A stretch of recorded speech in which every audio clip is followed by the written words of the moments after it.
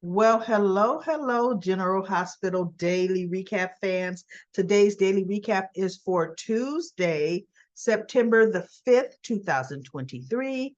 Tuesday, September the 5th. September. Listen, good episode today. Yeah, we had some stuff I could care less about. Maxie talking to Lucy.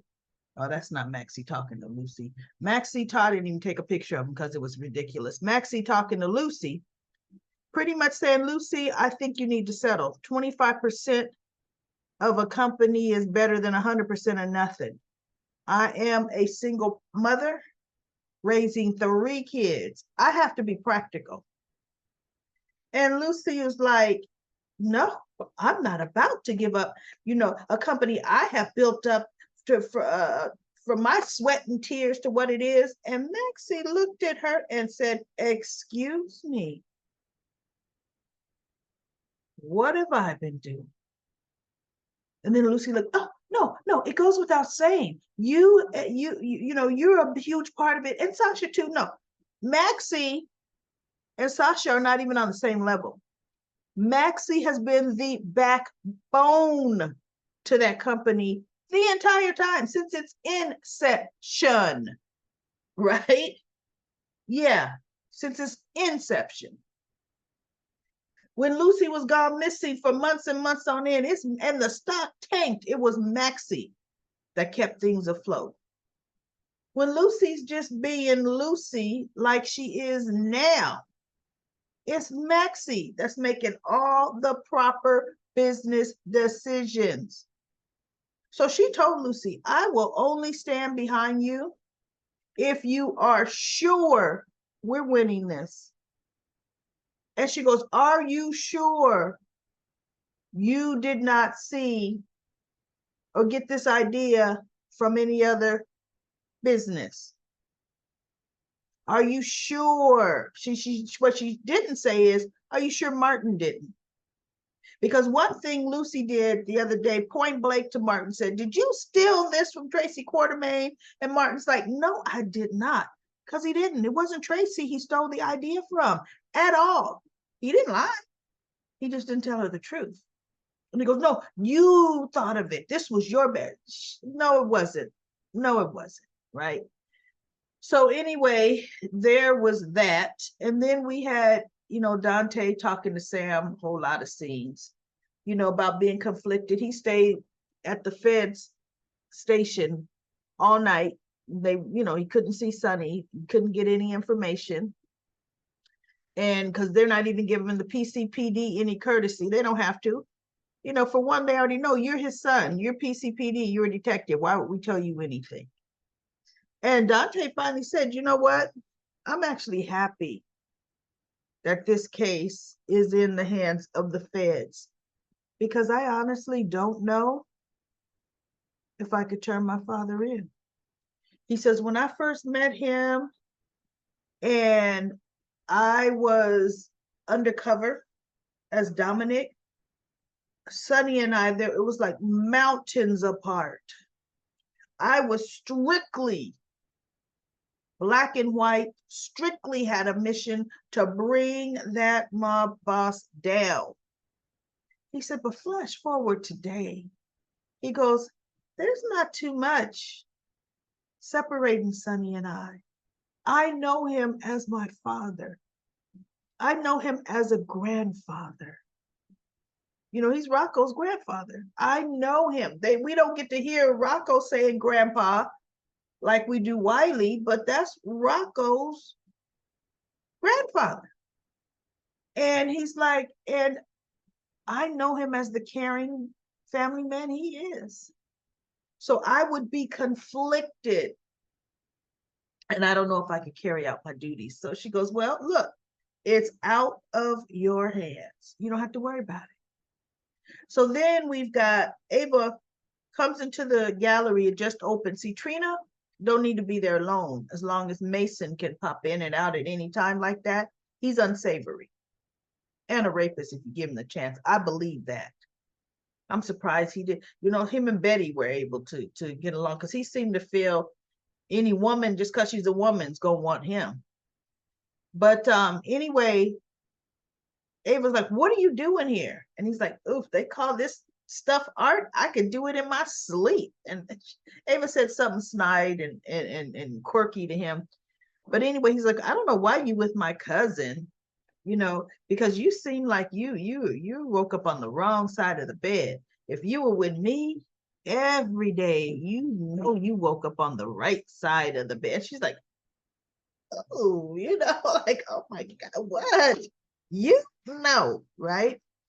So she said, where is Nicholas's body?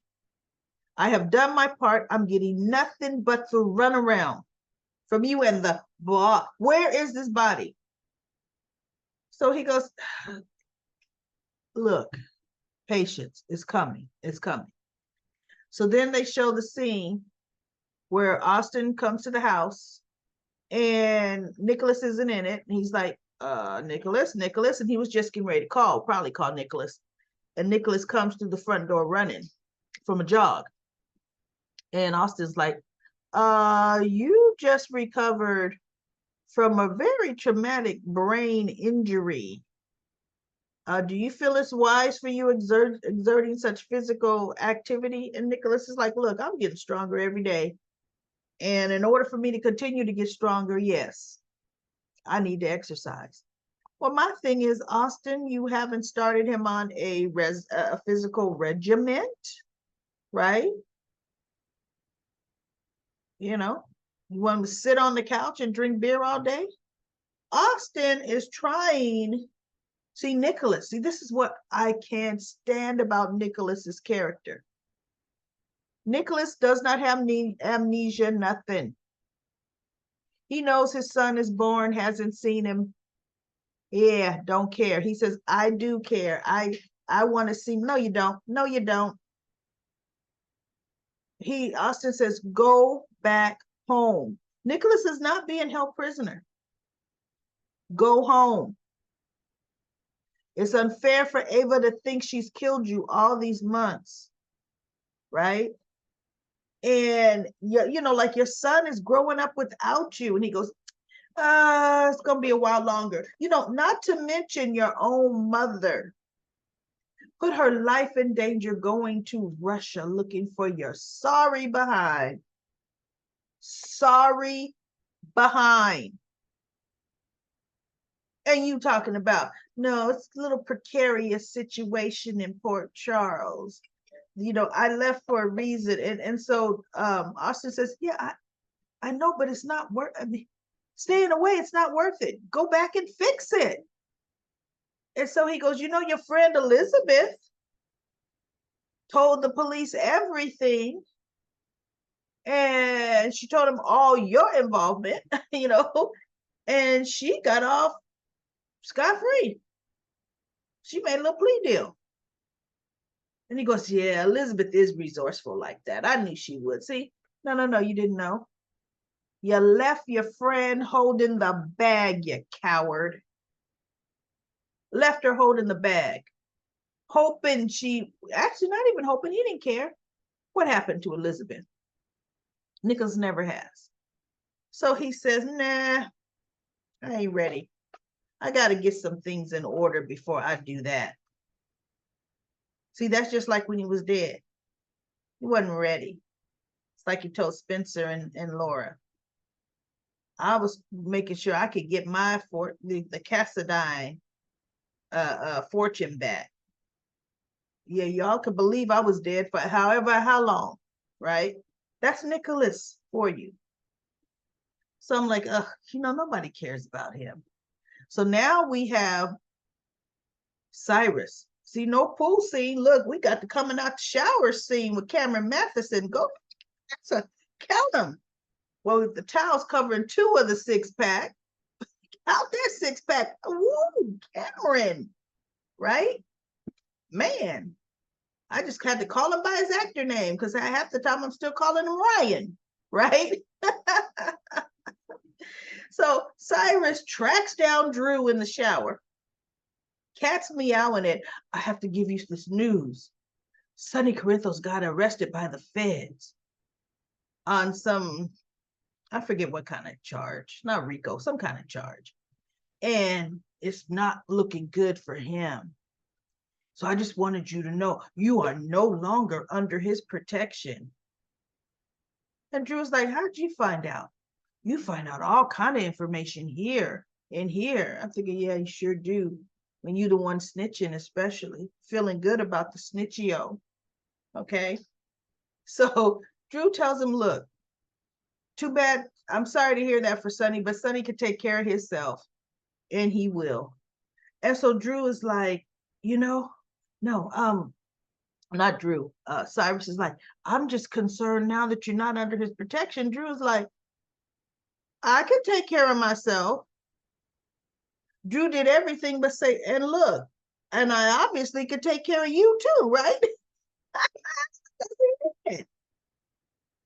So then Cyrus says, I've got something for you. And he takes him over to the table. He goes, I made this myself in wood shop. He made that in wood shop. Like I made this tumbler, right? You mean to tell me in wood shop, they allow them to have the cutting tools to make chess palm pieces? I think not. But anyway, he says he made it for Drew. And he says, you know, I want you could play chess in solitude, or you could play with someone else. The beauty of chess, you don't even have to like the person you're playing with, but you get to see how that person thinks and how they calculate things. So then, you know, next thing we see him later, they playing. And Drew was winning. And Cyrus is looking at him like, okay. You are a thinking man. Okay, right.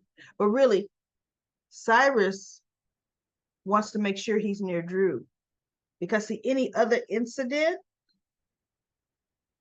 fake incident, because trust me, the incident with Brooke, I still believe was staged. Drew's going to either have to save Silas again, or somehow Silas is going to save Drew. I said Brooke. Drew's going to have to save Silas again, or Silas somehow is going to intervene on Drew's behalf. And now he wants Drew to owe him. Well, the only way that can happen is if they're constantly around each other. And I think that's what Cyrus is booking on, or banking on. So now we have Michael comes in. Carly called him over. One thing I like about Carly, she point blank. Michael came to tell her, I got something to tell you. Sonny got arrested by the feds last night. Carly says, I know. And he goes, how do you know? She said, because a customer came in and gave me a tip that he walked by an FBI staging station. And they said the name Corinthos. I tried to call Sonny. He didn't pick up. But I called Dex and told Dex to get out of there. I think Dex made it out okay, but I haven't heard from Dex all night. Right? So I'm hoping Dex got out okay. So Carly point blank looked at Michael and said, I'm going to ask you, and I want you to tell me the truth. Did you turn Sonny into the feds? And he's like, no. I promised you I was going to give up on that. I did nothing. Because she's like, did you have another copy of that flash? He goes, I gave you the flash drive. She goes, but you could have had a copy. He goes, look, Mom, I kept my promise. I did nothing. I did not turn Sonny in. So then Dex is at the back/front door, peeking in the window. And he comes in. And Carter says, where have you been? He says, I've been laying low all night at the Quartermain's boathouse. I didn't want, any kind of activity, it to be, he didn't want nothing to fall on anything. So he was laying low. So they asked Dex, did you turn Sonny in? And he's like, no, did not, I did not. I got out of there. And so Carter's like, well, Sonny's arrested. So now Jocelyn comes downstairs to the kitchen, rubbing her eyes. She looks at all three of them. What's going on here? And Carly says, Jocelyn, I have been calling you all night and you did not pick up your phone again. And she goes, I went to the concert. And then after the concert, I went out with my friends and then I just spent the night at Linda's. And Cardi said, I have told you how important it is, Jocelyn, that I be able to reach you. I know, and it won't happen again. But what's going on here anyway? Now, when Carly couldn't get a hold of Jocelyn and she stayed in the night in jail, what did Jocelyn say? I'm so sorry, it won't happen again. Yeah, it's happening all the time with you, Jocelyn. What I don't understand, Jocelyn is a Gen Zer. What Gen Z? And that's in that early 20-year-old stage, Gen Z. Millennium is late 20s, going on 30s. Gen Z is early, right? What Gen Z ever turns their phone off? Look, I'm a baby boomer and my phone don't go off. Now, I do have it on sleep at night so that I don't hear notifications, but I have it so that all my kids, if they call me, the phone rings through to me. Just see, if they call me in the middle of the night, something's wrong. Okay. Everybody else, it doesn't, I don't have it ring. But for my family, oh yes. And certain choice folks, it's going to ring. So she just turns her phone off routinely.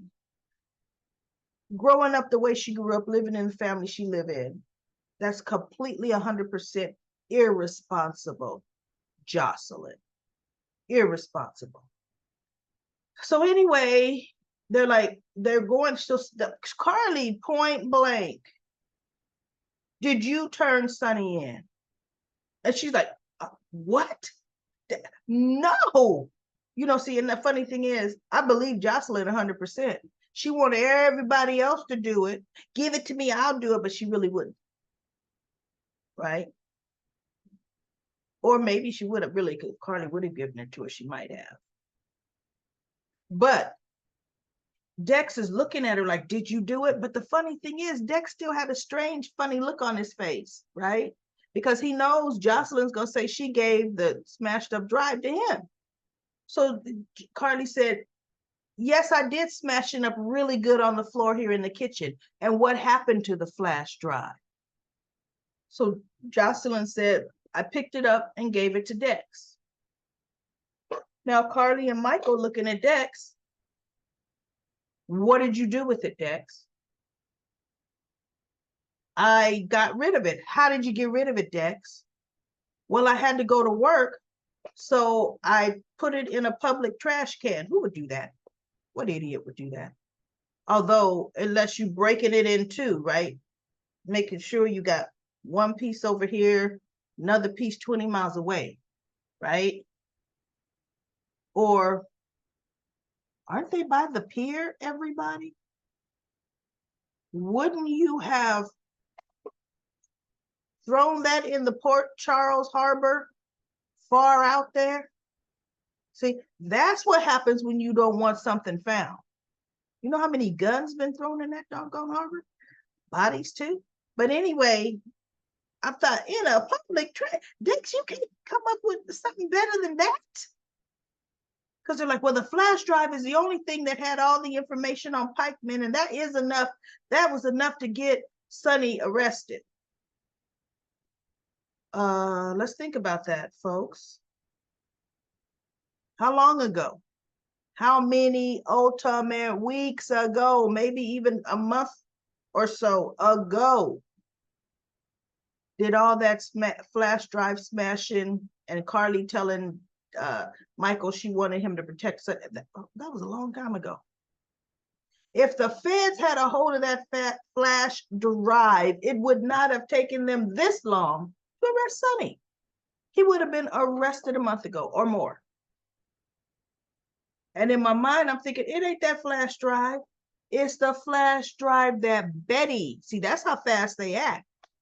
that Betty did the fake information, gave it to Mason. Mason gave it to Austin. Austin gave it to Cyrus. Cyrus gave it to whomever, maybe that crooked warden, because someone right with the warden's activity, something, right? Or look, Cyrus has other ways of getting word out. Bottom line, Cyrus could have called the feds, saying, "Hey, look, I got a tip, and I want to do the Lord's work as a good citizen.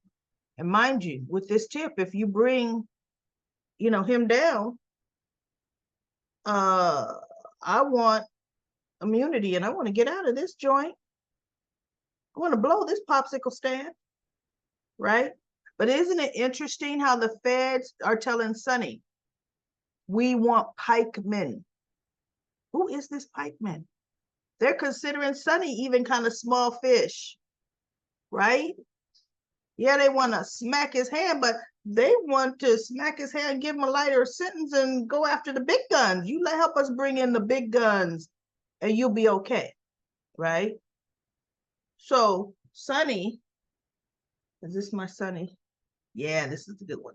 Sonny is in there, stone face. The one guy is asking him all kind of questions. The guy that's getting ready to put the handcuffs on him in the top. Sonny just looking at him like, "I'm getting bored here. Getting bored." So then he tells Sonny, "Look, you need to start talking. You need to answer our questions. And, pikeman is a illegal arms and weapons of mass destruction dealing, right?" And he says, "And you are importing or moving merchandise for them." And Sonny said, "I'm a coffee importer." Right? So then Diane comes in saying, "How dare you? You know better than this. You do not question my client without representation present." She goes, "Sonny, don't say another word." And the guy goes, "He didn't say nothing to begin with, just he's a coffee importer." And Diane goes, "And the best coffee in the state. If you haven't had a cup," she went to a commercial pretty much. "If you haven't had a cup of Corinthos coffee, you don't know what you're missing." But everybody says Corinthos coffee is the best. All the restaurants that Sonny would muscle, because that was part of running your shop in his territory. You had to serve Corinthos coffee only. Julian Jerome used to hate it when he owned Charlie's, and Sonny came in and said, "This is what you're gonna be carrying." And he goes, "I have another brand." He goes, "Oh, no, you don't. You will be carrying Corinthos coffee, and I'm charging you premium for it." He wasn't even giving him a discount. That was so funny. Julian hated that, right? So anyway, they leave Diane and Sonny in the interrogation room. They listening. As a matter of fact, at one point, Diane is talking and she's looking right close to the two-way glass, looking at it as she's talking. She kind of letting them know, "Look, I know you there." And she's just talking. And they talking about baseball and the baseball season coming up. And Sonny's like, "You gonna play?" And she goes, "Yeah, because he goes, they talking about what team she's gonna be on." And he said, "Yeah, I want to play against Alexis's Invader team. This way we could get another Davis Miller competition going again, right? Because I would love to beat Alexis and her team." And so I think Diane was saying she may play on the Kelly's team. I forget whose team she said she's playing, but it was just nonsense talk. And her Sonny was just as relaxed. They both talking nonsense because they both know we're being listened to. So since we're being listened to, we ain't gonna really talk about nothing. Sonny was so cool, calm, and collected. almost as if Diane knew the plan. And I'm telling you, everybody, the plan is what I thought it was going to be. I would stake my daily recap days on this. Those crates have coffee in them. Okay. Sonny is just as relaxed, right? He put that all in motion. So the guy that was questioning him, the agent that was questioning him, come back in, and Diane says, "Oh, Agent so-and-so, just back in time, we're talking about baseball." And so he goes, "Look, Grinthos isn't saying anything. So we're not going to waste any more of your time or our time. We're going to hold him for the 72 hours until his arraignment." And he looked at her, and he goes, "And you know there's going to be no bail for that." So she goes, "He's right, Sonny. You know, these federal, I can't, they won't grant bail." Sonny's like, "I don't care."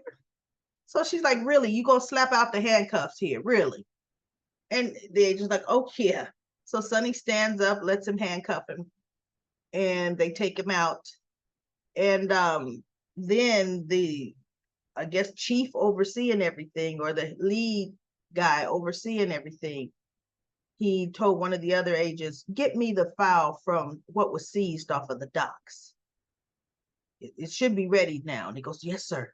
So he went and he came back and he says, "Yes, the file's here, sir. Sir, the file's ready."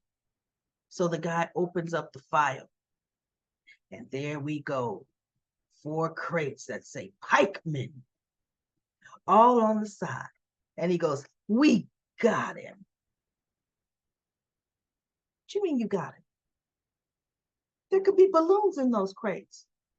He hasn't flipped to the other pictures yet, because hopefully they already opened.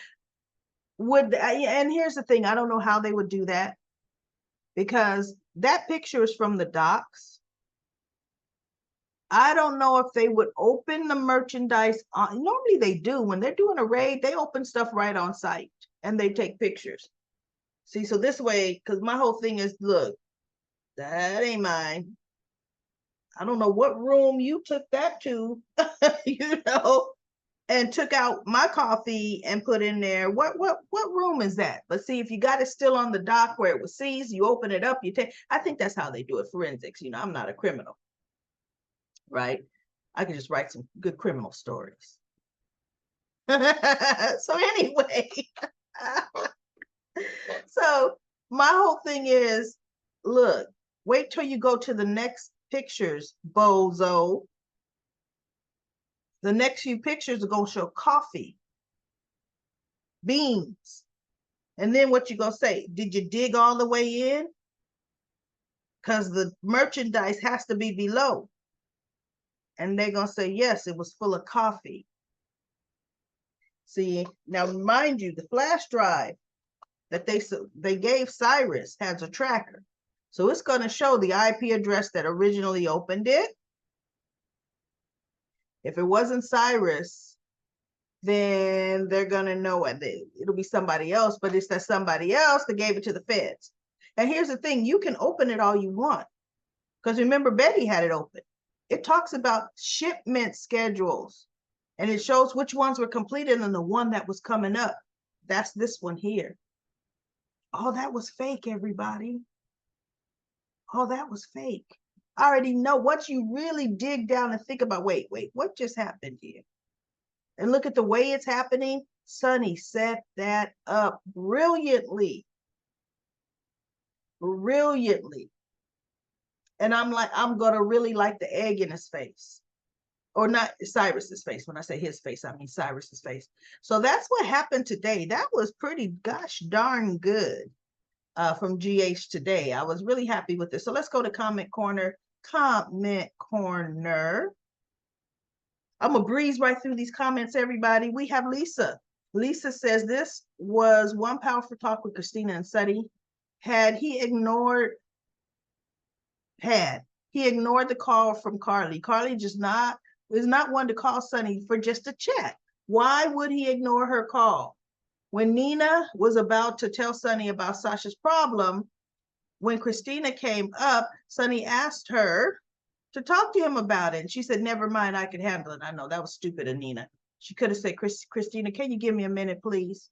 Right? And back to Sonny not answering the call. I think Sonny didn't answer the call. Not that he didn't care about what Carly was saying, is he knew a plan was in motion. And he didn't have time to explain it to Carly. He didn't have time. He didn't need any distractions with that particular plan.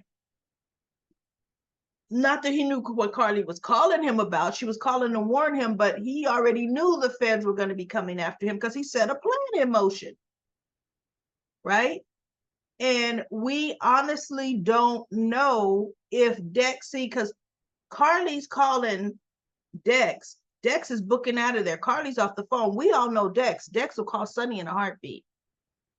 Sonny could have called, Dex could have called Sonny and warned Sonny. But Sonny already knew what was happening. Okay, period. Brick was probably surveying the whole thing, from a satellite, from a little drone up somewhere. So anyway, Lisa says, I love listening to Valentine talk to Charlotte. He really cares about her opinion. The people on this show are so wealthy. Why don't they have their own place or a place of their own? Brooklyn has a job and lives with her in the family home. Michael lives at the gatehouse of the Quartermain estate, rent-free. Maxie moved to Lulu and Dante's house, but she ain't rent-free there. Matter of fact, she mentioned that the rent on the Lulu's house is more than her apartment. Why don't Nina take Sonny aside and tell him it's not like it was anything important? Well, that was actually, it's not like it was, yeah, that was important.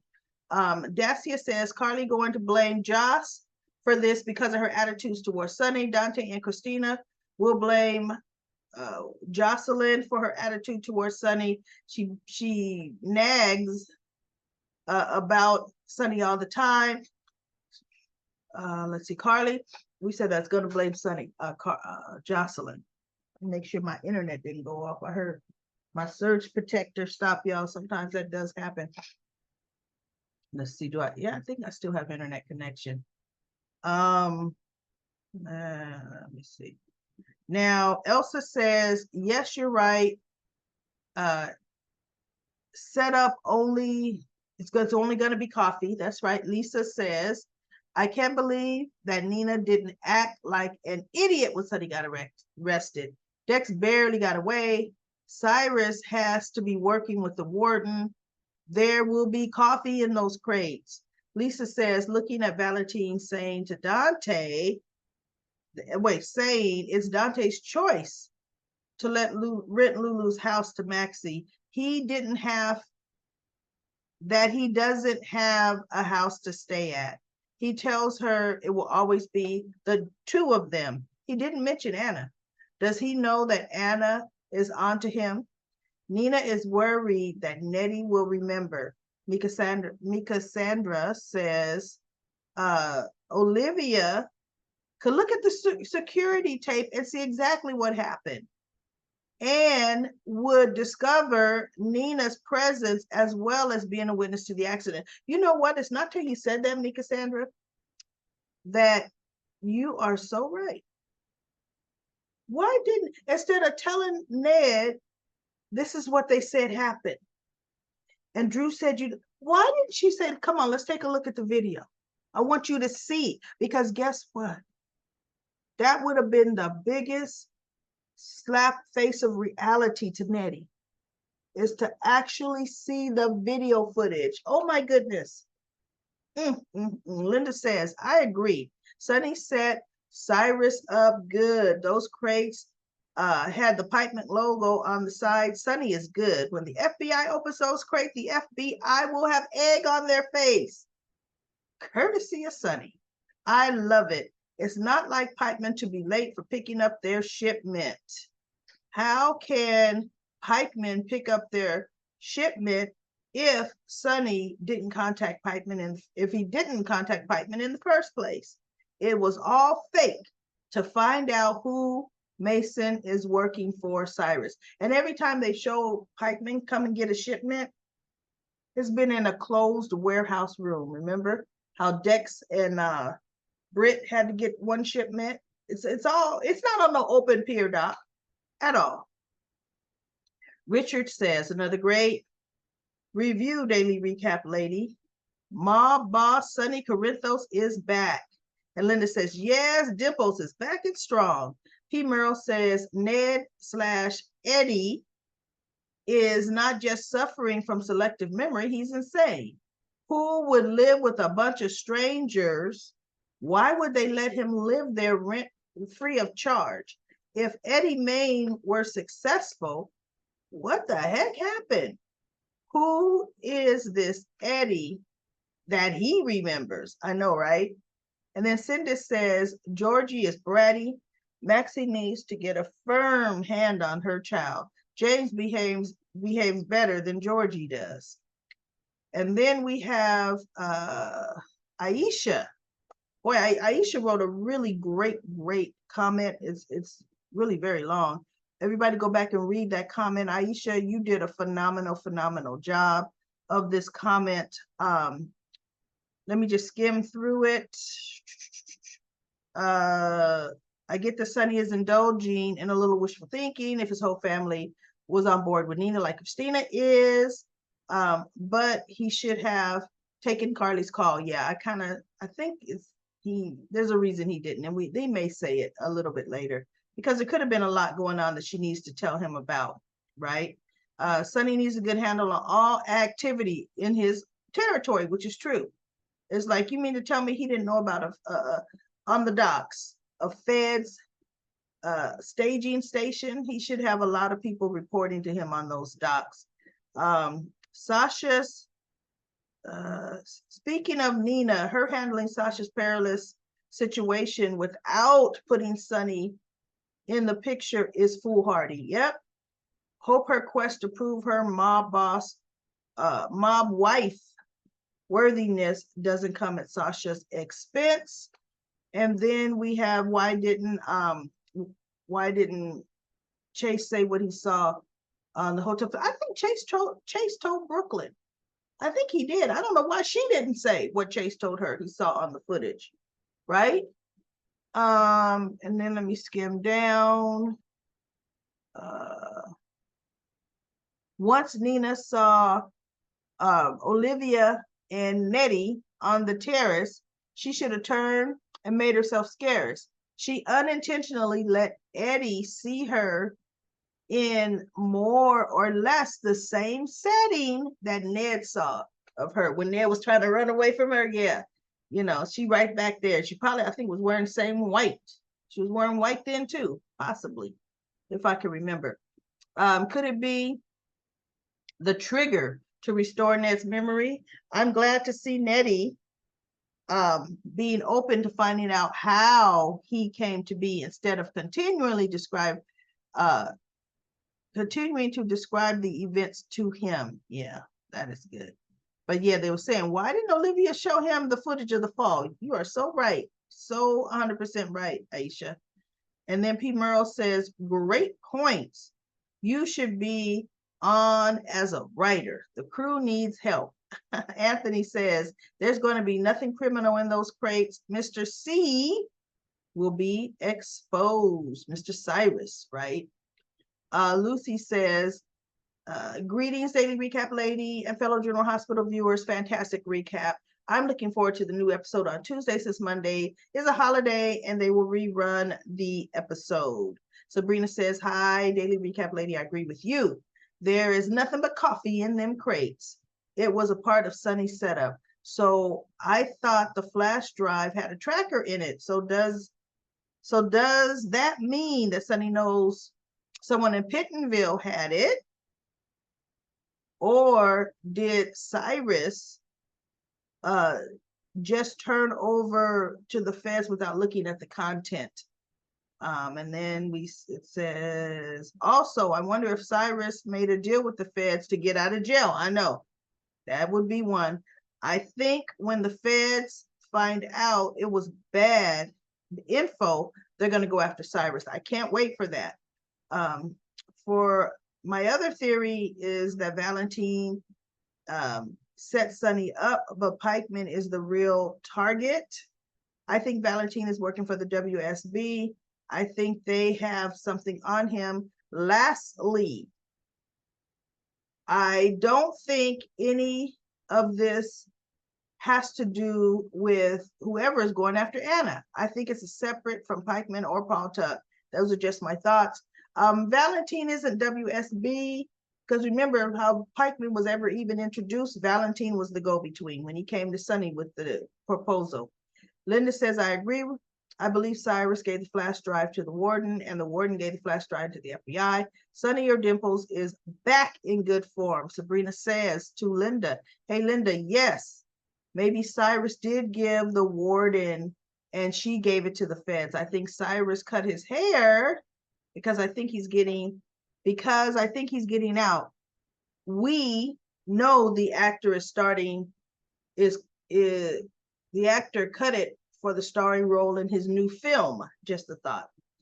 Yeah, but is the actor strike still going on? Unfortunately, that film has been pushed back. But yeah, I'm happy that he cut it though. Lisa says that one detective asked for a list from the seizure of the warehouse, and Cyrus will again look like an idiot. Ha ha. Sabrina said to Lisa, hi Lisa, let's hope so. But I thought when one of the agents looked at the picture of the crates, one was open and guns was in. No, that didn't happen. No, one wasn't open and guns weren't in it. They didn't open the crates. The agent is Hen. He said we got him. Well, yeah, but not on the docks. The agent said we got him when he had that file. I will go over it again today.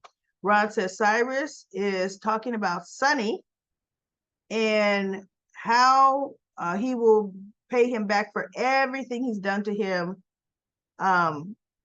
But it will blow up on him. It absolutely will.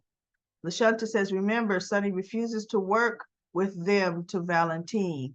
So do your worst. See, here's the thing, which is true. Sonny wasn't expecting any shipments or doing any shipments for Pikeman. Valentine was begging him to continue the business because Pikeman needs his connection for now. And he told Sonny, look, if you keep refusing, they will find someone else. Sonny's like, I ain't doing nothing until they come up with who shot at me in that warehouse. See, this whole thing is staged by Sonny because there was nothing, Pikeman. Nothing, no works in the deal. LaShunta says, yay, Maxie. Love Maxie's hair. Charlotte needs stability. Olivia Jognet's memory. Nina, your time is short. None of your business, Nina. I can't stand her. I can't wait until the truth comes out. Cyrus reminds me of Shiloh brainwashing folks. I believe that the warden is in with him. I'm glad Nina is so happy because it's gonna be so sweet when the truth comes out. But Nina makes a point to trash Michael to Sonny. Yeah, she does. Carly gets a tip. She tries to warn Sonny. He ignores her. Joss is all pissy and gets on my nerves. Carly told her you can't change him, and Carly called Dex. This is a setup. Chrissy gets on my nerves. She's worse than Morgan. And Cheryl says, yep, the feds are only going to find Coffee. That's Sonny for you. Don't play with him. Sabrina says, hey, Cheryl, I agree with you. Diane will have him out quick, but the WSB is not going to be happy and may go after Cyrus for passing on bad information. Good. Lisa says, would love for the feds to go after Cyrus. Sonny needs to see him after he finds out it was him. When Betty gets a visit and a slap from Ava too, Mason is toast and Austin will get it from Sonny and Ava. And guess what? They'll recast Roger Hayworth coming back as yet a fourth character on General Hospital. fourth different character. Lisa says, stupid of Sunny to ignore Carly's call. She doesn't call just to say hi. It could have been a child emergency, or as it was, to tell us something important. Jocelyn's complaining about Dex having to work and cancel their date. She needs to grow up. This has uh this has got to be a setup with Sunny to pull out the boss. Yes, it does. Great comments from Comment Corner. I'll be back for another daily recap of General Hospital.